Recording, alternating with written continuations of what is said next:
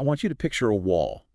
Not, a brick wall, but a wall of text. We've all hit one. Oh, definitely. Yeah. Maybe it was the terms and conditions for some new app or a medical diagnosis you were trying to Google at 2 in the morning. Right. Or even just a classic novel where the sentences they just keep going. Exactly. Your brain just hits this friction point.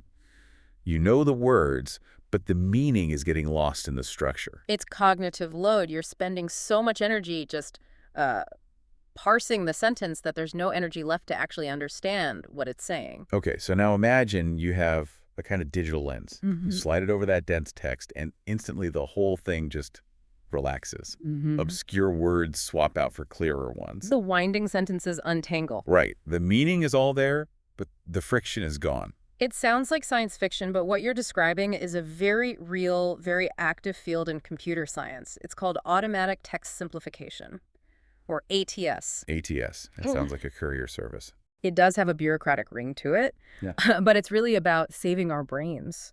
And we've got a massive stack of research to get through today, mostly from Horacio Sajan, to figure out how we teach machines to do this one very difficult thing. To keep it simple. To keep it simple. And I think we need to clear the air right away here, because when I first heard text simplification, my mind immediately went to, okay, are we just dumbing things down? That is the #1 misconception. The mission isn't dumbing down, it's accessibility. Okay. Think about it like a ramp next to a set of stairs. The ramp doesn't go to a different building, it goes to the exact same place. It's just a different entry point. It's just a different entry point for someone with different needs. ATS is basically building that ramp for information. That's a great way to put it. And it's not just for human readers, is it?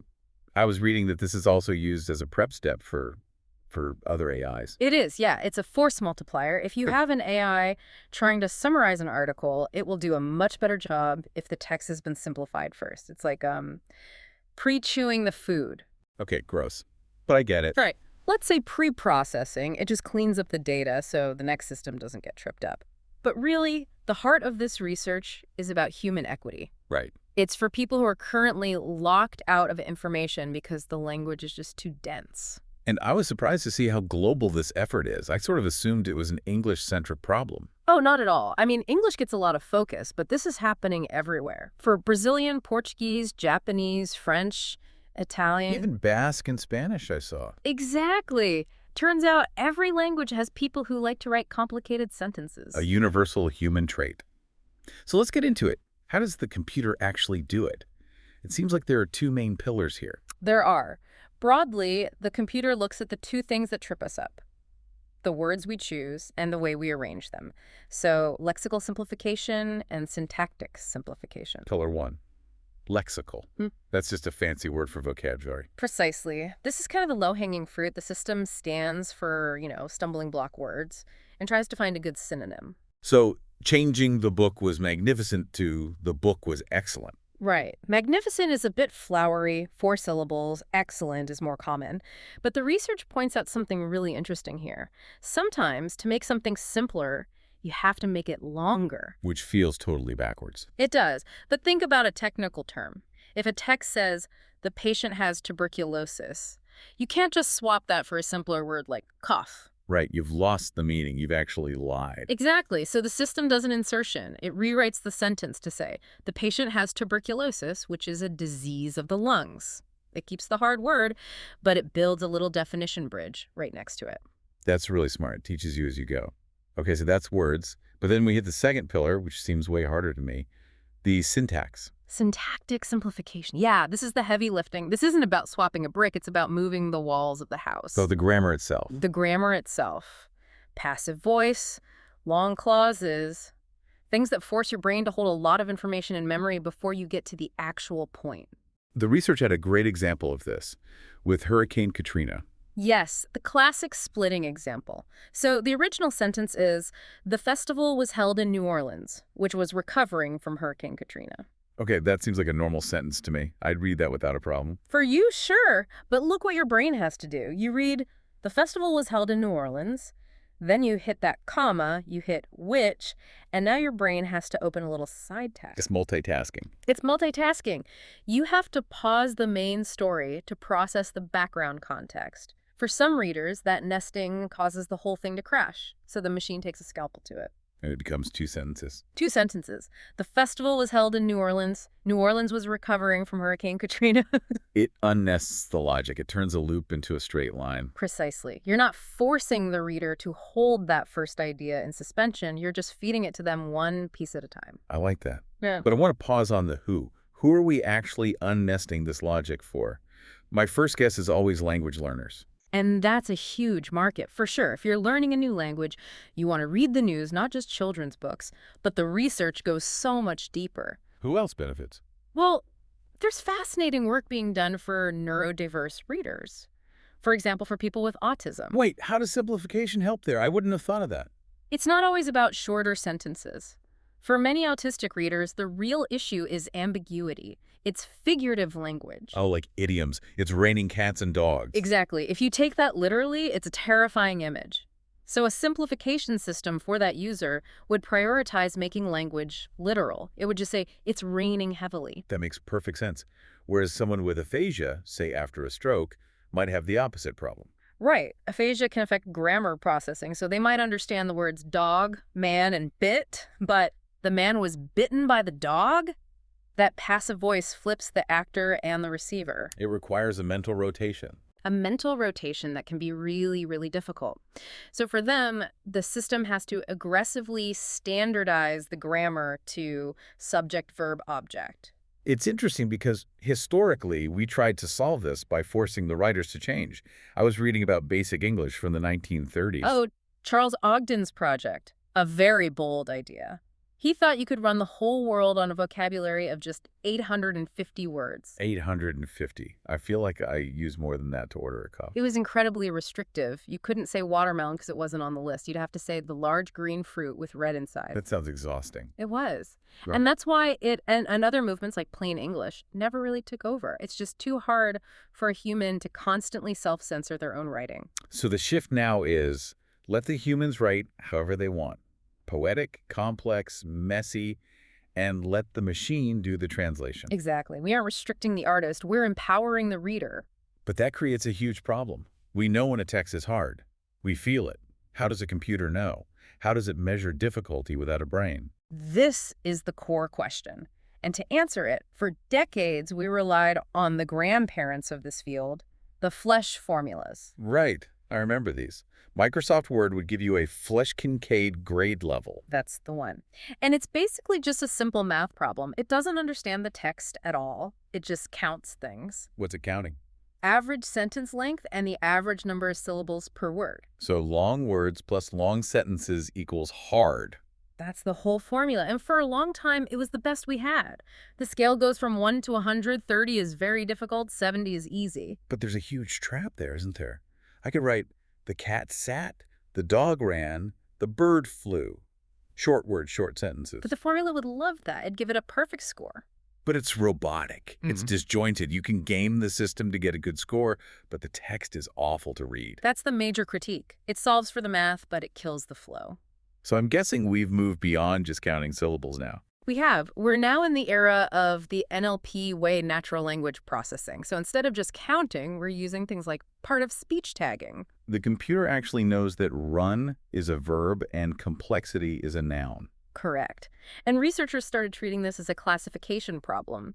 They use something called support vector machines, or SVMs. Okay, support vector machines sounds incredibly intimidating. What's it doing? Think of it like a really sophisticated sorter. You put a bunch of simple texts on one side of a map and a bunch of complex texts on the other. Okay. And instead of just using 2 data points like length and syllables, the SVM uses hundreds. It plots them all in this multidimensional space and then draws a line, a border between the easy neighborhood and the hard neighborhood. So when a new text comes in, it just sees which side of the border it lands on. Exactly. It's a much more holistic way of judging difficulty. All right, so the machine has decided a text is too hard and needs to start swapping words. Let's go back to the lexical side. How does it pick the right synonym? The polysemy problem. Right, if I say, I'm going to the bank, am I getting money or going fishing? A bad synonym could destroy the sentence. And early systems were terrible at this. They just picked the most frequent synonyms, so you'd get sentences like, he sat on the muddy financial institution. Which is creative but wrong. So what was the fix?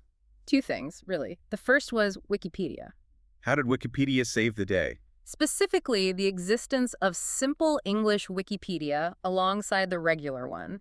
This gave researchers a massive parallel data set. Oh, it's like a Rosetta Stone for simplification? It is. They could compare the complex article on astrophysics with the simple version and derive rules from how humans actually do it. And this allowed for some really neat math. I love this part. The canine versus dog example. Right. So canine appears way less often in simple English. Dog is common in both. The math says canine is more complex, so the rule canine dog is a valid simplification. But dog canine is not. The math stops you from making it harder. Exactly. But to solve your muddy bank problem, modern systems use vector space models. Okay, another big term. Walk me through it. Imagine every word in the English language has a specific location on a giant map. Words are placed based on their neighbors. The neighbors. Yes. The word bank for money lives in a neighborhood with cash and vault. The word bank for a river lives in a totally different neighborhood with water and fish. So they have different addresses on the map. Different addresses. So the computer looks at the surrounding words in the sentence. If it sees fish and water, it knows exactly which bank we mean. It uses cosine similarity to make sure the synonym it picks is in the right neighborhood. That's genuinely cool. It's checking the vibe of the word mathematically. Checking the mathematical vibe is probably the best definition I've ever heard. Okay, so that handles words. But now for the final boss, reshaping the sentences.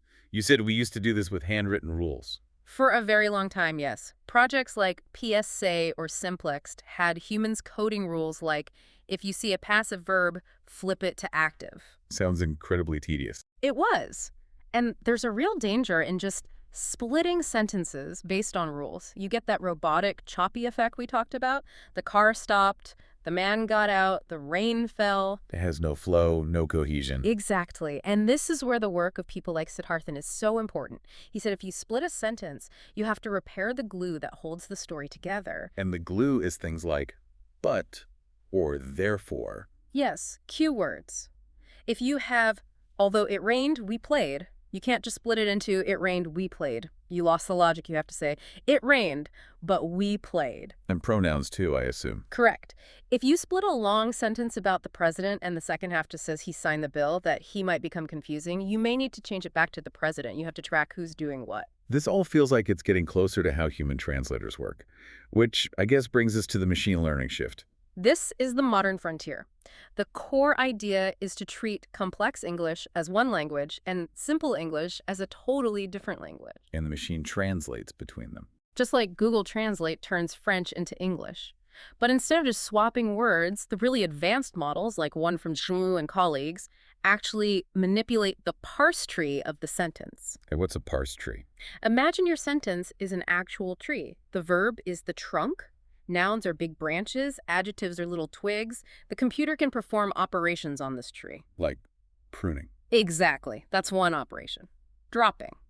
If a branch is too heavy with adjectives that don't add much meaning, snip.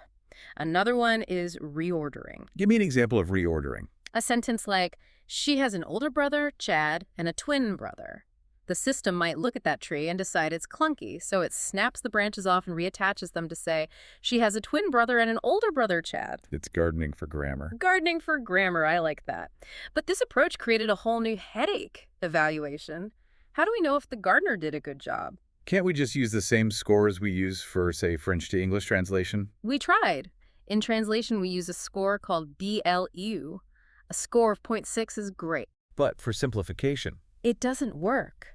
Because you might keep a lot of the original words. A low BLU score could mean you did a terrible job, or it could mean you did a fantastic job of completely rewriting it. The metric is broken. So what's the gold standard then? There isn't one. It's a triad. You have to balance three things, meaning preservation, did you keep the facts? Grammaticality, is it good English? And simplicity, is it actually easier? And I imagine you could get one right and the other two totally wrong. All the time. Balancing that triad is still the big open problem in the field. So we've gone from just counting syllables to neural networks that are literally gardening for grammar. It's a huge leap. It is. We're moving from just formulas to, actual semantic understanding. But there's still a gap, right? We're talking about all the different users, autism, aphasia, learners. There is. And this is the provocative thought I want to leave everyone with. Right now, most of these systems are one size fits all. They simplify for the average learner. But nobody's average. Nobody is average. A person with autism has totally different needs from a person with aphasia. The future of this technology isn't just automatic text simplification. It's adaptive text simplification. So it adapts to me. Imagine a system that knows your personal lexicon. It knows which words you know and which ones you struggle with. So it would only simplify the stuff that confuses me personally. Exactly. It would leave magnificent alone if it knows you understand it. It would create a personalized lens for the entire internet, just for you. It democratizes knowledge by meeting you exactly where you are. That is a fascinating future to think about. Right. Well, the next time you're struggling through a dense article, take a look at the structure. Look at the grammar. And imagine how a machine would prune that tree just for you. You'll start to see the scaffolding everywhere. It really does change how you read. Thanks for diving deep with us today. My pleasure. And thank you for listening. We'll see you on the next Deep Dive.